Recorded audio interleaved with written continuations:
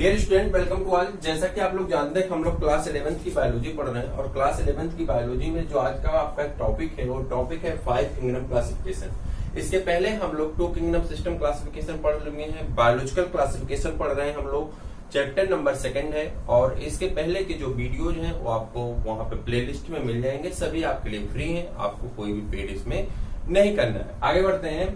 तो यहाँ पे 5 किंगडम क्लासिफिकेशन की आज की जो टॉपिक हमको क्लियर करनी है उसमें इसको पढ़ना है, साथ में हमको पढ़ना फैक्टर्स कौन कौन से थे जो आर एच हिटकर द्वारा लिए गए थे उसको डिस्कस करेंगे। और उसके बाद डिस्कस करेंगे 5 किंगडम क्लासिफिकेशन के कौन कौन से ऑर्गेनिज्म हैं और उसके बेसिक कैरेक्टरिस्टिक फीचर कौन कौन से उसको डिस्कस करेंगे। फिर ड्रॉबैक के बारे में समझेंगे कि क्लासिफिकेशन का ड्रॉबैक क्या है। इतनी चीजों पे आज हम लोग डिस्कस करने वाले हैं। यानी कंप्लीटली अगर मैं बोलूं वन वर्ड में तो आज आपकी 5 किंगडम क्लासिफिकेशन क्या होगा, कंप्लीट हो जाएगा। फिर इसके बाद हम लोगों को ग्रुप के कैरेक्टरिस्टिक फीचर और ग्रुप के आर्गुमेंट्स के बारे में डिस्कस करना जरूरी पड़ेगा या बाकी रहेगा। क्लियर? तो चलिए स्टार्ट करते हैं। 5 किंगडम क्लासिफिकेशन प्रपोज्ड बाई किसके द्वारा दिया गया था? R.H. हिटकर यानी रॉबर्ट H. हिटकर द्वारा ये प्रपोज किया गया है। ठीक, नाम आपसे पूछा जाता है, याद रखिएगा। कब दिया गया था? 1969 में R.H. हिटकर द्वारा प्रपोज किया गया। क्लासिफिकेशन कौन सा है? 5 किंगडम क्लासिफिकेशन है। कब प्रपोज किया गया? 1969 में प्रपोज किया गया है। क्लियर? फैक्टर कौन कौन से हैं इसमें?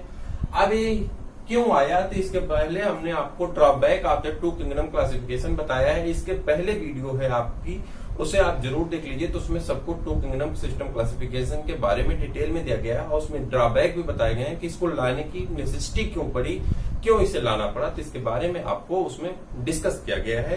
तो आगे बढ़ते हैं। जब R.H. हिटकर ने कौन से ऐसे फैक्टर को आइडेंटिफाई किया जिस फैक्टर की क्राइटेरिया में उन्होंने 5 किंगडम क्लासिफिकेशन को अरेंज किया, यानी मोनेरा, प्रोटिस्टा, उसके बाद फंजाई, प्लांटी, एनिमेलिया 5 किंगडम जो है एक क्यों उनको फैक्टर कौन कौन से फैक्टर उन्होंने आइडेंटिफाई किया और किस फैक्टर के बेसिस पे इन्होंने 5 किंगडम को अरेंज किया था, तो इसके बारे में हम लोग डिस्कस करने जा रहे हैं। तो सबसे पहली टॉपिक थी स्ट्रक्चर ऑफ सेल। उन्होंने सेल के स्ट्रक्चर को आइडेंटिफाई किया और सेल के स्ट्रक्चर के अकॉर्डिंग ही ऑर्गेनिज्म को डिवाइड करने की उन्होंने प्रयास किया और प्रयास उनका सफल भी रहा। लेकिन अभी भी बहुत सारे उसमें एक्सेप्शंस हैं जो बाद में अभी क्लियर होने वाले हैं। तो जैसा कि यहाँ पे स्ट्रक्चर ऑफ सेल की अगर बात कर लें तो ऑर्गेनिज्म 2 टाइप को होते हैं स्ट्रक्चर बेसिस पे। एक होता है यूनिसेलुलर ऑर्गेनिज्म और एक होता है प्रोकैरियोटिक ऑर्गेनिज्म और सेकंड होता है यूकैरियोटिक ऑर्गेनिज्म। तो इन्होंने पहला बेसिस कैरेक्टर लिया कि यूकैरियोट और प्रोकैरियोट पे डिवाइड कर दिया। किस पे? यूकैरियोटिक ऑर्गेनिज्म पे और प्रोकैरियोटिक ऑर्गेनिज्म पे। जितने प्रोकैरियोटिक ऑर्गेनिज्म थे उन्होंने अरेंज कर दिया किसमें? किंगडम मोनेरा में। किसमें अरेंज कर दिया? किंगडम मोनेरा में सभी प्रोकैरियोटिक ऑर्गेनिज्म को अरेंज कर दिया गया। जैसे कि बैक्टीरिया और कौन है? साइनोबैक्टीरिया यानी ब्लू ग्रीन एल्गी जिसे कहते हैं। ये सभी प्रोकैरियोटिक ऑर्गेनिज्म को, माइकोप्लाज्मा, इन सबको प्रोकैरियोटिक ऑर्गेनिज्म जो थे इन्होंने कहां पे अरेंज कर दिया? उसे किंगडम मोनेरा के अंतर्गत उन्होंने उसे अरेंज कर दिया। क्लियर? पहला कैरेक्टर। सेकंड कैरेक्टर उन्होंने लिया था यूनिसेलुलर ऑर्गेनिज्म और मल्टीसेलुलर ऑर्गेनिज्म। यूनिसेलुलर ऑर्गेनिज्म में वो सभी ऑर्गेनिज्म थे जो यूनिसेलुलर थे, जिनकी बॉडी में पूरी लाइफ में ओनली 1 सेल ही अरेंज होती है, ओनली 1 सेल ही पाई जाती है। ऐसे ऑर्गेनिज्म को उन्होंने कहां पर रख दिया? किंगडम प्रोटिस्टा में। कहां पे? किंगडम प्रोटिस्टा में। और जो मल्टीसेलुलर ऑर्गेनिज्म थे उन्हें कहां अलग कर दिया गया? तो प्लांटी को प्लांट में और एनिमेलिया को एनिमल में अरेंज कर दिया गया था। आगे बढ़े तो इसको आप क्लियर कर लिए। यूनिसेलुलर ऑर्गेनिज्म मतलब जिनकी लाइफ लॉन्ग ओनली 1 सेल पाई जाती बॉडी में, उसे यूनिसेलुलर ऑर्गेनिज्म को उन्होंने कहां पे अरेंज कर दिया? प्रोटिस्टा में। और मल्टी सेलुलर को अगर वो प्लांटी है तो प्लांटी किंगडम में, एनिमेलिया है तो एनिमेलिया किंगडम में अरेंज कर दिया। मोड ऑफ न्यूट्रिशन बेसिकली जो होता है 2 टाइप का होता है। एक को हम कहते हैं ऑटोट्रोपिक मोड ऑफ न्यूट्रिशन और सेकंड को कहते हैं heterotrophic mode of nutrition. Autotrophic mode of nutrition में ऑर्गेनिज्म अपना भोजन खुद से बनाता है, यानी organism have ability to prepare their own food itself. जबकि हेट्रोट्रोपिक ऑर्गेनिज्म जो होता है वो डिपेंड होता है ऑटोट्रोपिक ऑर्गेनिज्म पे। तो जो ऑटोट्रोपिक ऑर्गेनिज्म थे उन्होंने अलग कर दिया और जो हेट्रोट्रोपिक ऑर्गेनिज्म थे उन्होंने अलग कर दिया। तो ऑटोट्रॉपिक ऑर्गेनिज्म के अकॉर्डिंग जो प्लांटी किंगडम है वो तो अलग हो गया और जो एनिमेलिया किंगडम है वो भी अलग हो गया। लेकिन यहाँ पे एक एक्सेप्शन था, जो कहां पे था, टू किंगडम सिस्टम क्लासिफिकेशन में, कि फंजाई को किस में रखा गया था, प्लांटी में। तो फंजाई यहाँ पे अरेंज नहीं हो रहा था, इस क्राइटेरिया पे, इस फैक्टर के अकॉर्डिंग अरेंज नहीं हो रहा था। इस कारण फंजाई को एक अलग किंगडम बना दिया गया। चूंकि फंजाई क्या है, हेट्रोट्रॉपिक ऑर्गेनिज्म है, सेप्रोफाइटिक होता है, डेड एंड डिकेइंग मैटर से अपने एनर्जी को प्राप्त करता है, अपना एनर्जी बढ़ाता नहीं। जो कि फंजाई जो होता है उसमें नॉन क्लोरोफिल यानी क्लोरोफिल नहीं पाए जाते हैं। क्लियर? तो नॉन क्लोरोफिल प्लांट होने के कारण, क्लोरोफिल ना पाए जाने के कारण यह हेट्रोट्रॉपिक होता है, सेप्रोफाइटिक है, डेड एंड डिकेइंग मैटर से अपने न्यूट्रिएंट को ऑब्टेन करता है। इस कारण फंजाई को एक अलग किंगडम के रूप में अरेंज कर दिया गया था। क्लियर? फिर ऑटोट्रॉपिक प्लांट को अलग कर दिया गया, हेट्रोट्रॉपिक एनिमल को अलग कर दिया गया। तो 5 किंगडम क्लासिफिकेशन अरेंज हो गए। फाइलोजेनेटिक रिलेशनशिप यानी ऐसी रिलेशनशिप ढूंढी गई जो कि इवोल्यूशनरी पॉइंट ऑफ व्यू से अरेंज हो सकती थी। तो फाइलोजेनेटिक रिलेशनशिप के अकॉर्डिंग भी उन्होंने ऑर्गेनिज्म को आइडेंटिफाई किया और अरेंज करने की कोशिश की है, जो कि बेसिकली लगता है कि सही है। 100% सही नहीं कह सकते, लेकिन 99% तक एक करेक्ट माना जाता। क्लियर? तो ऑर्गेनिज्म के इवोल्यूशनरी पॉइंट ऑफ व्यू से भी उन्हें अरेंज किया गया है। तो इतने सारे फैक्टर लेकर के उन्होंने क्या काम किया था, ये काम पूरा किया था। क्लियर? चले आगे।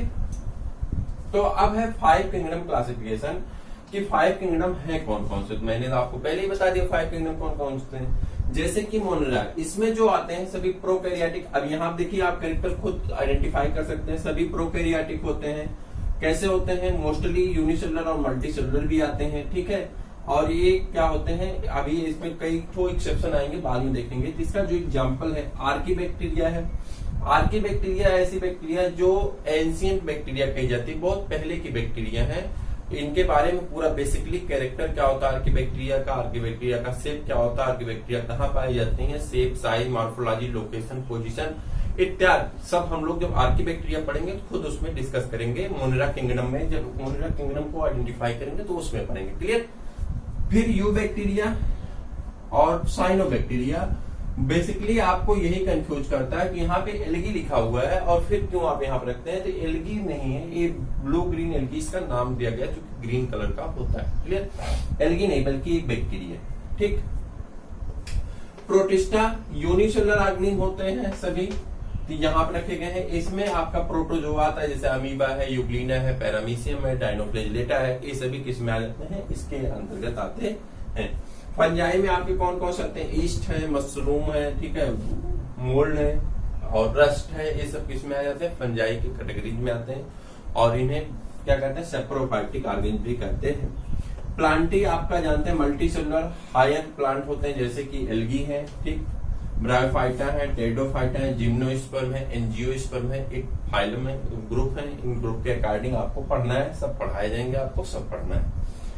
एनिमेलिया में आप चले जाते हैं तो एनिमेलिया जो है आपका शुरू होता है कहां से, तो स्पंजेस से लेकर के, चूंकि प्रोटोजोआ निकल चुका है, स्पंजेस से लेकर के स्पंज में सिलेंट्रेटा के बाद निडेरिया के बाद प्लेटियलमेंथीज, स्केलमेंथीज, ठीक है, स्केलमेंथीज के बाद आर्टोपोडा मोलस्का, काइनोडर्मेटा।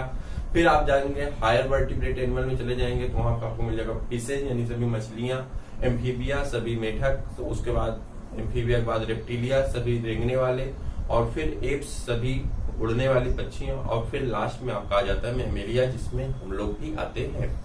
क्लियर? जिसमें ह्यूमन बीइंग है। तो ये सभी एनिमल्स में आ जाते हैं। अब बात करते हैं ड्रॉबैक क्या है। तो ड्रॉबैक की अगर बात करेंगे तो बहुत सारे ड्रॉबैक हैं, जैसे कि the kingdom Monera and Protista are still heterogeneous group. Kingdom Monera और प्रोटिस्टा दोनों अलग अलग ग्रुप हैं। क्लियर? बट दोनों में ऑटोट्रोपिक, जैसे कि बैक्टीरिया ऑटोट्रोपिक हो जाता है, ठीक, तो दोनों में, और इसमें यूग्लिना है, दोनों में ऑटोट्रोपिक ऑर्गेनिज्म रख दिए गए हैं, साथ में यूनिसेलुलर ऑर्गेनिज्म रख दिए गए हैं। जब अगर आपने यहाँ पे आइडेंटिफाई किया कि यूनिसेलुलर के लिए हम अलग ग्रुप बना रहे हैं तो मोनेरा को इसमें क्यों रख रहे हैं, ठीक, तो ये एक कैरेक्टरिस्टिक फीचर जाता है जो इसका ड्रॉबैक है। हालांकि उन्होंने प्रोकैरियोट और यूकैरियोट के बेसिस पे तो सही है, लेकिन अगर और भी कैरेक्टर मैच कराए जाए तो उस कैरेक्टर में ये दोनों ग्रुप में कई ऑर्गेनिज्म मैचअप करते हैं। पहला जो इनका है ए, फाइलोजेनेटिक रिलेशनशिप के आधार पे लोअर ऑर्गेन जो है are not fully reflected. For example certain green algae and some photosynthetic bacteria get hydrogen from source of the water but these are with different kingdom. कह रहा है कि जो फाइलोजेनेटिक रिलेशनशिप पे रखे हैं तो फाइलोजेनेटिक रिलेशनशिप पे बहुत सारे ऐसे एल्गी हैं जो कि बैक्टीरिया से रिजेंबल करते हैं बट उन्हें अलग अलग किंगडम में रख दिया गया है। तो इस प्रकार से दो ये हो गए, ठीक है। बहुत सारे ऐसे प्रोटिस्टा हैं जो कि मल्टीसेलुलर ग्रुप में भी मल्टीसेलुलर ग्रुप के साथ ओरिजिन करते हैं और इनके एंसिस्टर जो है मल्टीसेलुलर ग्रुप से मैच करते हैं, उन्हें आप कहाँ रख दिए, प्रोटिस्टा में रख दिए। तो ऐसे कुछ इसकी क्या है ड्रॉबैक्स हैं जो बेसिकली बहुत इंपॉर्टेंट तो नहीं रखते हैं, लेकिन अगर आप एक पॉइंट के बाद सेकेंड पॉइंट पे मैचअप करते हैं, यहाँ पे सिर्फ एक पॉइंट देख लीजिए कि यूनिसेलुलर ऑर्गेनिज्म के अकॉर्डिंग देख लीजिए तब तो सही है, लेकिन अगर यूनिसेलुलर के साथ यूकैरियोट को भी अगर उसमें ऐड कर दिया या उसमें प्रोकैरियोट को ऐड कर दिया या उसमें हम उसके न्यूट्रिशन पॉइंट को ऐड कर दिया या उसके फाइलोजेनेटिक पॉइंट को ऐड कर दिए तो कहीं ना कहीं इसमें ड्रॉबैक आने लगते हैं। हालांकि आपके लेवल पे बहुत ज्यादा जरूरी नहीं है, जब आपके नीट के बैच चलेंगे तो वहां पे हर एक ऑर्गेनिज्म के कैरेक्टर बताए जाएंगे, कैसे आपको वहां पे डिफरेंट करना है। जब फाउंडेशन कोर्स आएगा तो उसमें बताया जाएगा, क्योंकि वहां पे वो बहुत ज्यादा बेसिकली जरूरी है। यहाँ पे आपको ड्रॉबैक पे ज्यादा फोकस नहीं करना बल्कि इनके कैरेक्टरिस्टिक फीचर पे फोकस करना है। तो जो ड्रॉबैक है आपके यही है कि मोनोलॉग और प्रोटिस्टा किंगडम में बहुत सारे ऐसे ऑर्गेनिज्म हैं जो कि ऑटोट्रॉपिक हैं, वो एक साथ रख दिए गए। मोनरा में भी है, प्रोटिस्टा में भी है, तो दोनों को अलग अलग करना था, लेकिन दोनों एक ही ग्रुप में है। यहाँ पे भी है ऑटोट्रॉपिक, ठीक, यहाँ पे भी ऑटोट्रॉपिक, यहाँ पे भी यूनिसेलुलर, यहाँ पे भी यूनिसेलुलर, जो एक ड्रॉबैक जाता है 5 किंगडम क्लासिफिकेशन का। क्लियर? तो इस के बाद हम लोग मिलते हैं किसी और टॉपिक में। मुझे उम्मीद है कि आपको समझ में आया, सारी चीजें आपको पसंद भी आई। फिर हम लोग मिलते हैं किसी और टॉपिक में, तब तक के लिए हमें इजाजत दीजिए।